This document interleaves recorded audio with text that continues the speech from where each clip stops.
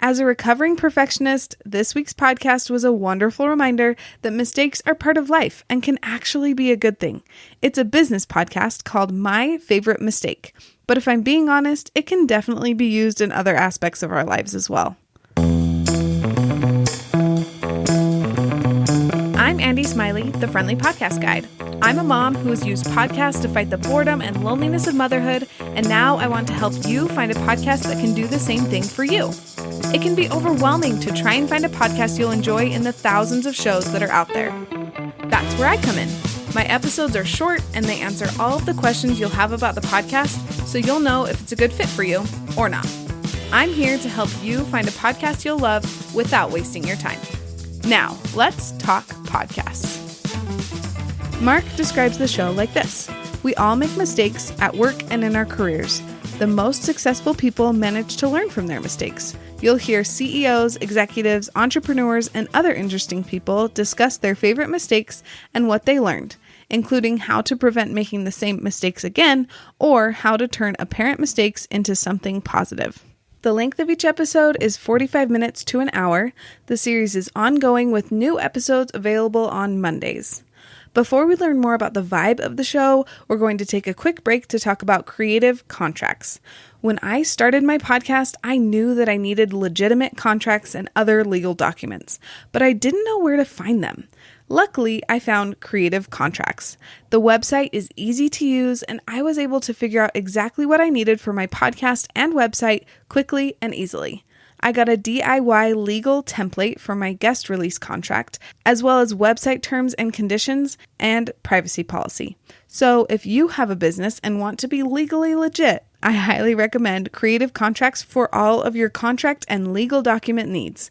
And you can get 15% off your order when you use my affiliate discount code FPG, or click on the link in the show notes. Now we get to hear from Mark as he uses unconventional words to describe his business podcast. Mark, thank you for being on the Friendly Podcast Guide. Before we dive into these questions, can you introduce yourself a little bit to my audience? Yeah. Hi, Andy. Thank you for having me here. I get to wear a lot of different professional hats, as they say. So I'm an author. I've had books published, and I'm working on another one right now. I'm a speaker, a consultant. I've been a podcaster since 2006, and entrepreneur. I guess I would wear all of those labels, but I'm an engineer with an MBA, and I get to do a lot of different things. So I'm really fortunate. Wow. That's quite the resume. It's very diverse. That's fun.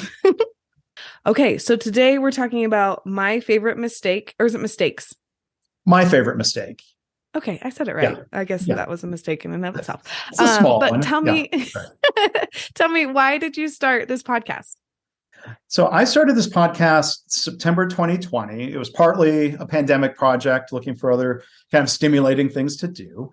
I've been pretty fascinated by the idea of learning from mistakes for a while now, kind of related mostly to professional circles in professional environments. This applies also, I try to apply it, in my personal life in terms of like what happened here, of like showing grace either to myself when I make a mistake, or showing grace, you made a very small mistake. It's nothing worth getting upset about or even editing out. And, so I started the podcast, My Favorite Mistake, as a way of interviewing people from, all sorts of different professions and industries, kind of a broader set of people than I had interviewed in previous podcasts that are still ongoing, but they're very niche. And just to ask each guest that question, what's your favorite mistake? And it's a business podcast, so sometimes there's overlap between personal life and professional life. But people are being vulnerable. They're sharing a formative mistake from their career, and then more importantly, what did they learn from it? It was their, we're looking for stories where a mistake leads to something positive, because guess what? We all make mistakes, and there's maybe ways of reacting to those mistakes that are more constructive, instead of shaming ourselves or feeling bad about it forever. Try to learn from the mistake and try to prevent repeating the mistake. And I think that's what successful people seem to do. Definitely. That's really interesting. That's an interesting idea for a show, because everyone has at least one mistake, and hopefully they have a favorite one that they can look back on and say, you know what, that actually was a pretty good thing that happened. So That's a fun idea. The favorite mistake, it's meant to emphasize the positive. It's a intentionally open-ended question. Like, how do you decide what a favorite is versus what I decide a favorite is? But I think the guests who come on set a good example for others of recognizing we're all going to make mistakes. We can try to prevent them, but they're still going to happen. And we can show some grace to ourselves. We can take ownership of the decisions we made instead of just blaming or pointing the finger at others. I think that leads to learning and growth and improvement. That's what we try to celebrate on the podcast. Definitely. So my next question was going to be, what do you want people to get out of your podcast? But I feel like you kind of answered it, to see mistakes as inevitable and not like these terrible, like world-ending things. Would you say that's kind of what you want people to get out of your podcast? Yeah. I mean, there's this balance to be found, right? I mean, on one hand, you're right. Mistakes are inevitable. We're human. We're all going to make mistakes. At the same time, I mean, some mistakes are worse than others. So there's a lot of stories in the podcast, and part of what I'm exploring in the book is, I think when we expect to make mistakes, or at least open the possibility of when we have an idea of like, oh, I could be wrong, right? Then we maybe go test the idea in a small way, kind of dip your toe in the water before you dive in. I think there's something to be said for realizing when we make small mistakes and we can be honest about it, then we can prevent maybe really big, horrific, catastrophic mistakes. Those are the ones that are really worth preventing. Mm-hmm. Right. That makes sense. Making a small mistake and learning from it, that will make it so you don't make a big mistake later. Sure. That's the hope. And I think that applies, for entrepreneurs, for people who are starting a podcast, for people who are just trying to improve anything. Yeah, I like that, because anything really could be a mistake, right? So you can't be too hesitant about just making decisions. Sometimes you just have to move forward and see what happens and then go from there.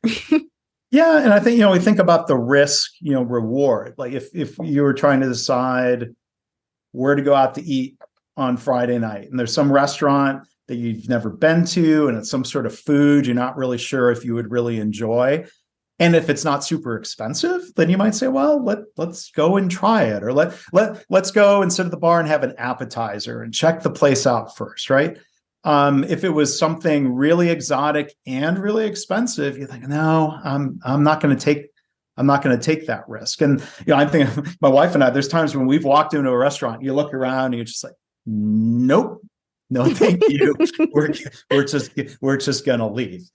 So maybe we missed out on some really great food. So, there's different mistakes you can make in different directions. But I think sometimes we think about, I think a helpful question would be, in a certain situation, what's the worst that could go wrong?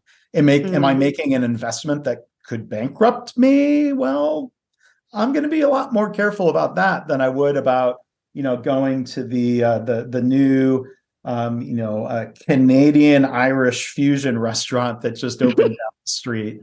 And that's a dumb example, but I guess Canadian and Irish food are different. Now I want to find a restaurant like that. I feel like the decor at least would be really fun and interesting. And I would not go start that restaurant without doing a lot of small checks and do a small mistake. Survey people, open a food truck or something first. So I think that's one of the lessons from a lot of my guests is if you're worried about making a huge mistake, how can you do a smaller test of your idea before going all in?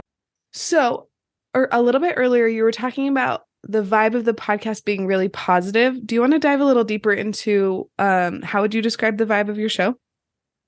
Yeah, I mean, I try to be welcoming and positive, again, trying to embrace what a lot of people call growth mindset of we're all learning, we're all improving, we all make mistakes. And so I hope for the listeners it's interesting, because I think I have interesting people come on the podcast, and I think those guests, I hope it's comforting, if anyone's beating themselves up for some sort of mistake, and then you go and listen to a lot of people who are at the top of their profession, and you realize, oh, they made mistakes too. They lost a business. They almost lost their business, but they learned from it and they succeeded the second time, or they turned things around before that first company did go out of business. So the podcast isn't one where necessarily we would try to directly learn. Like, my second guest was a congressman who lost his first runoff election because he didn't listen to his consultants. And that might be helpful if the listener was planning on running for office, but that's a very small percentage of the audience. So it's more of like that meta example of, there's no shame in making mistakes. Again, like the tone of the podcast is it's meant to be positive, and we hope it sets a good example or provides some comfort, for others to, again, like don't beat yourself up for making mistakes. Totally. Those are fun words to put together about a business podcast. That's usually not kind of like being comforting isn't usually a business podcast, but I think we need it. I think we need that positivity and that comfort to know, what, it's okay. Like, make a mistake and then move on. You'll be better for it. And the world will be better for it because you will have like learned and become better and moved forward. That's the hope. And hopefully that's the vibe and the spirit that people, walk away from when they stop listening. Okay. So I like to ask my guests their favorite episode, but before you tell me your favorite episode, first of all, can you tell me where can people find you? Yeah. So the home for the podcast on the web is myfavoritemistakepodcast.com. And then for the book that I'm writing, that'll be out, I don't know exactly when, but it's still coming soon, mistakesbook.com. I think hopefully that's an easy enough domain name yes. for people to remember. So those will both point people to specific places on my website. Okay, fabulous. And I will make sure to link all of that in the show notes so that people can go directly where they want to. And now you are on the hot seat. What is your favorite episode or couple of episodes? Because I know it's hard to choose one. I mean, I'm not a parent, but I'm an author of multiple books. And so like being asked your favorite, people often say, that's like asking me to choose a favorite child. And I think the same kind of applies for authors and with podcasts. But I thought about this, and I think for your audience, I interviewed a children's book author named Mark Pett. And I learned about him because his book has a great title that fits with my podcast, The Girl Who Never Made Mistakes. And he wrote it and illustrated it. And it's a book probably for younger elementary school children. But it's a story about this girl who was proud that she never made mistakes. And then I won't spoil exactly what happens, but she makes mistakes. And long story short, without giving away all the fun details of the story, she realized people love her anyway. They didn't love her because she was perfect, right? So it's, I think, a great book about trying to battle perfectionism, or, it's a good book about growth mindset. And so Mark Pett came on the podcast and told a story about his favorite mistake. Like, he was starting his career. He was trying to be an editorial cartoonist for newspapers, and he was submitting samples to different newspapers. So if I'm remembering, at a high level, the story was he got a letter back from a cartoonist who he really admired, one of the top in the field, who basically kind of scolded him for, like, I think you have to be careful about plagiarizing. Even unintentionally. And Mark realized, oh gosh, he was really influenced by this cartoonist, and some of his work was a little too similar. Interesting. But, in a way, and this is my words, not his, he wasn't in any legal trouble, but in a way that feedback was a gift, right? The cartoonist could have just looked and said, like, oh, who's this kid? Oh, he's terrible, and just thrown it in the trash. But getting that feedback was a wake-up call, for Mark, of like, you've got to be careful not to be too influenced by others. I think the same is true as an author. I just appreciate that he shared that story. And, I said, he did some things to make sure that he wasn't even inadvertently going to be anywhere close to plagiarizing, from someone again. So he was great. I think the book is great, even for adults who can use a reminder of, like, we don't have to be perfect. Definitely. Okay. I will make sure to link that episode and that book. I'm going to find it because I could use that reminder, and I'm sure my kids could too. Okay. Yeah. I hope you check it out. Yeah. Most of my listeners are moms or parents. And so I like to ask, is your podcast okay for little ears, or is this one for headphones? I would say generally yes. I mean, there's a couple episodes that I've marked as being explicit because, a Sure. couple mild curse words. It would be PG-13 at worst, those Okay. episodes. But I try to be careful. Like, it's not a show where we're making a habit of cursing or dropping F-bombs. Okay. Is there anything else that you want to add that we haven't touched on yet? I hope people will go and try listening to My Favorite Mistake, or when the book is available. The title of the book is going to be The Mistakes That Make Us. That's a fun title. Nice. Thank you so much for being on the show. I cannot wait to introduce my listeners to My Favorite Mistake, and hopefully they can give themselves a little more grace. So that'll be really nice. I hope so. Thank you for letting me talk about that today and for having me here, Andy. Thank you for listening to this episode. If you know someone who could use My Favorite Mistake in their life, will you share this episode with them? And if you need help getting legally legit, I recommend Creative Contracts. And use my affiliate code FPG for 15% off. Talk to you soon.